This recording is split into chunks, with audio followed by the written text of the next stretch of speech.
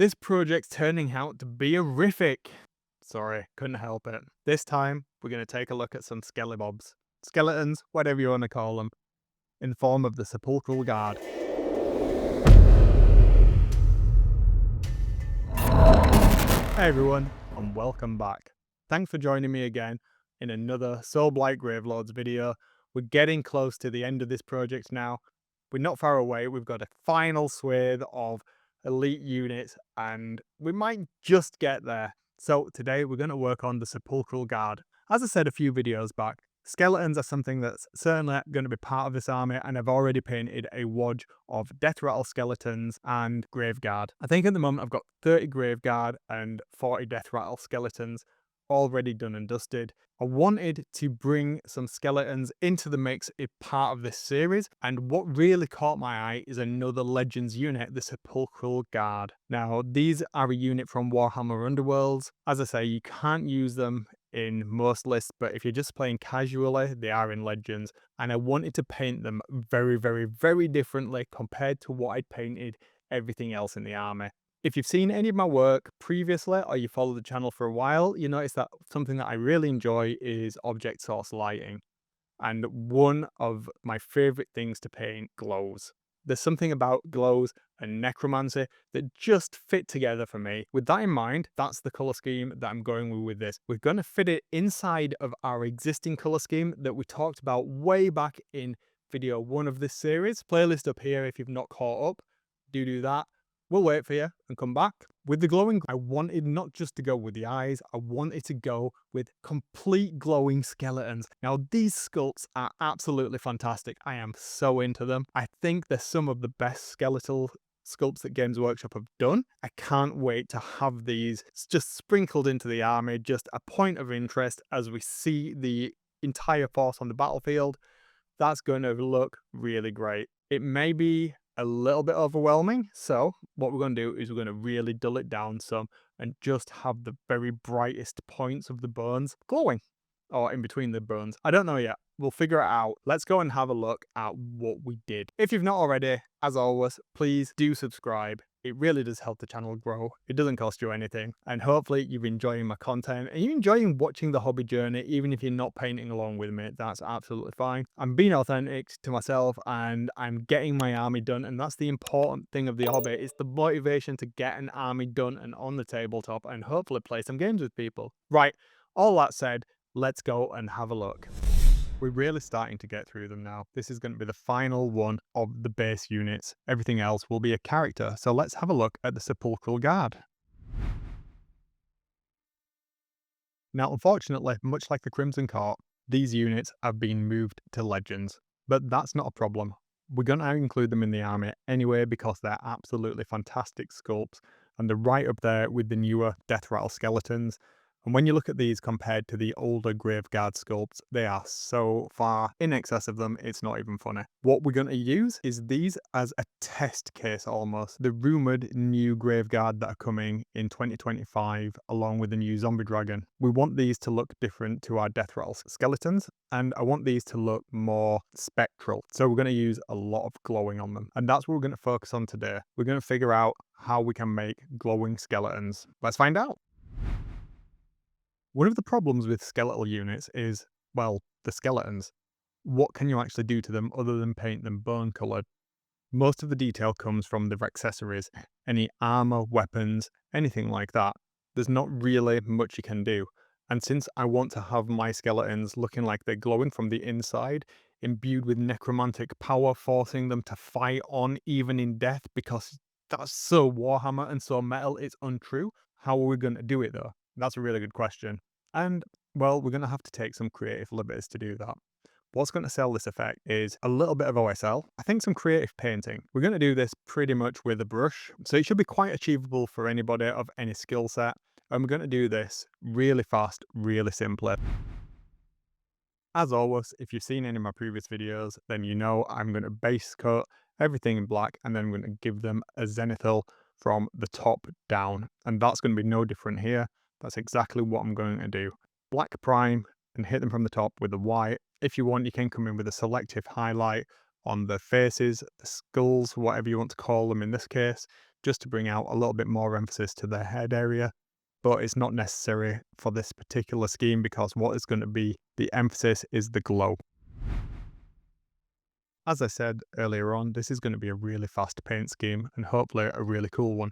So utilizing the zenithal that we've already got, I'm going to use Citadel's contrast paint and get some skeleton horde or similar speed paint, whatever. Utilizing that zenithal that we've already got from the previous step, we'll get a nice gradation from light at the top to dark at the bottom.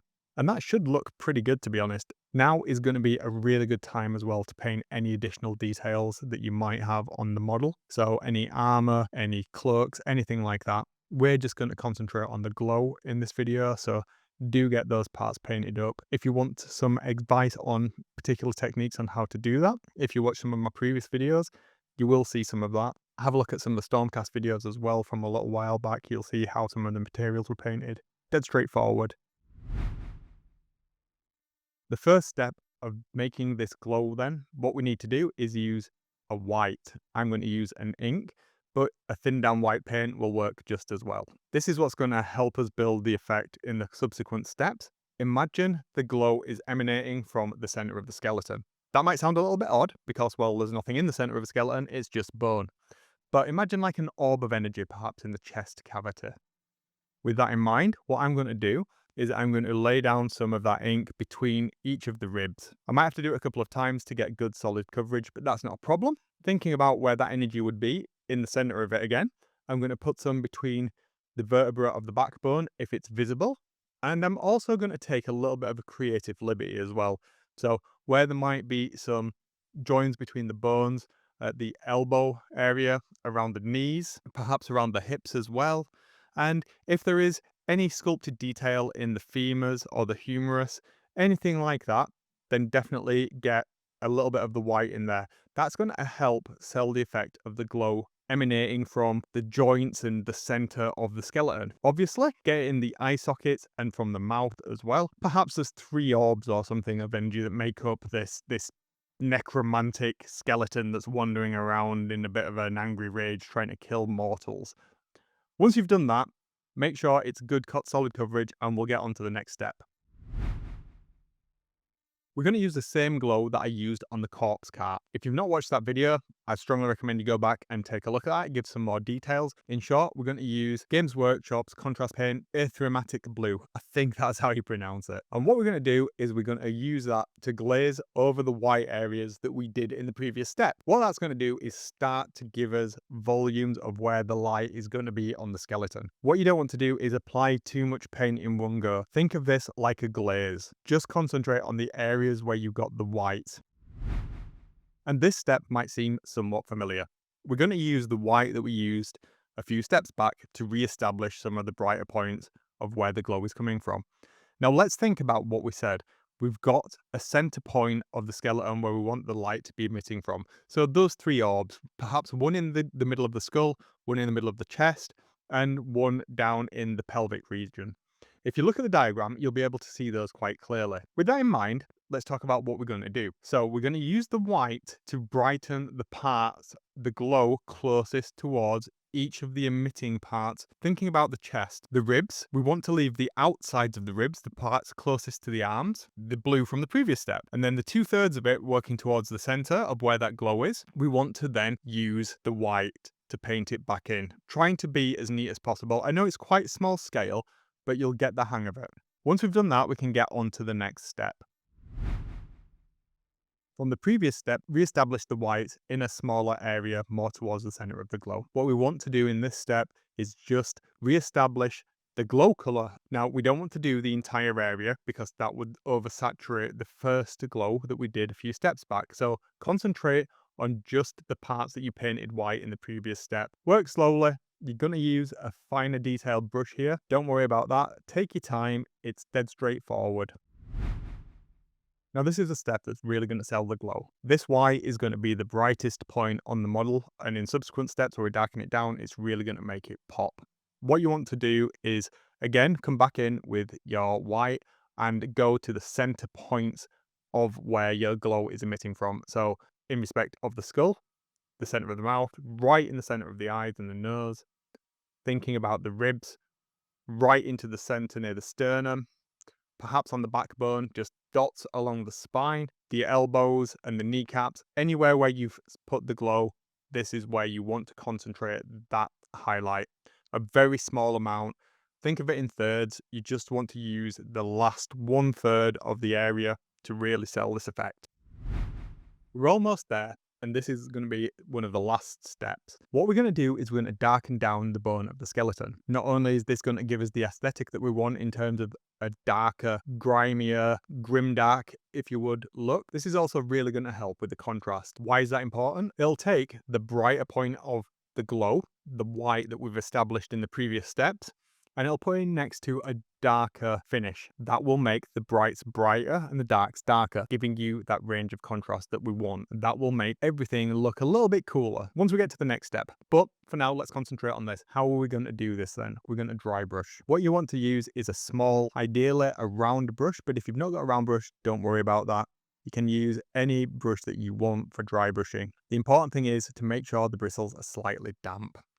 If you want to know a little bit more about that, check out my previous video. I do talk a little bit about that, and we are going to cover this in detail going forwards. What you want to use is a very, very dark brown, or you could even go for black. I'm going to use a couple of different colors just to vary it up on the various skeletons, depending on how much surrounding armor or whatnot they have on the bodies. Dark brown bone color will be ideal. Lightness is the key here. As you're dry brushing, as you can see, coming downwards from the top of the skeleton, trying not to get any of the paint in the crevices. Just let the brush dance over the bones. You don't want to put any pressure on whatsoever, and you can build it up over time. Don't worry if it looks a little bit strange at the moment. We'll come back and we'll fix that in the next step. Be as neat as you can.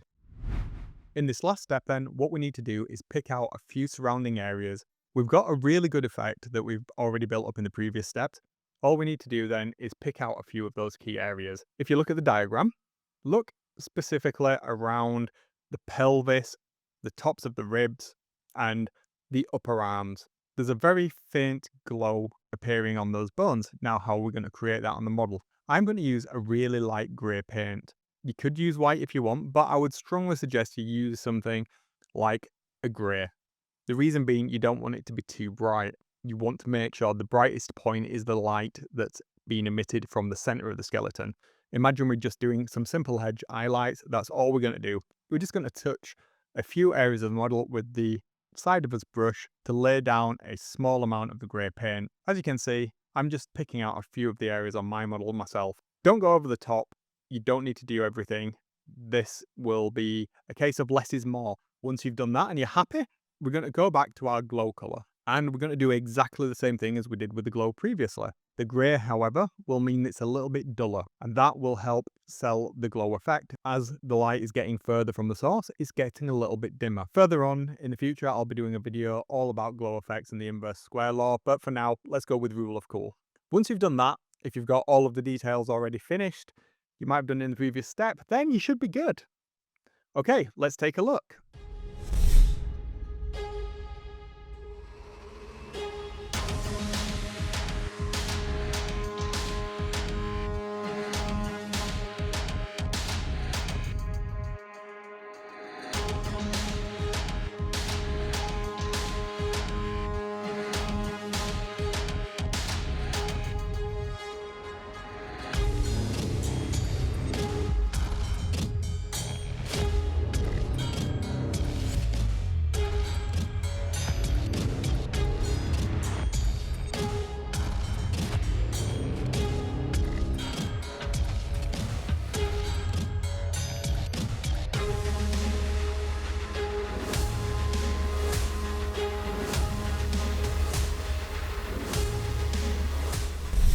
What did you think then? I really like these guys.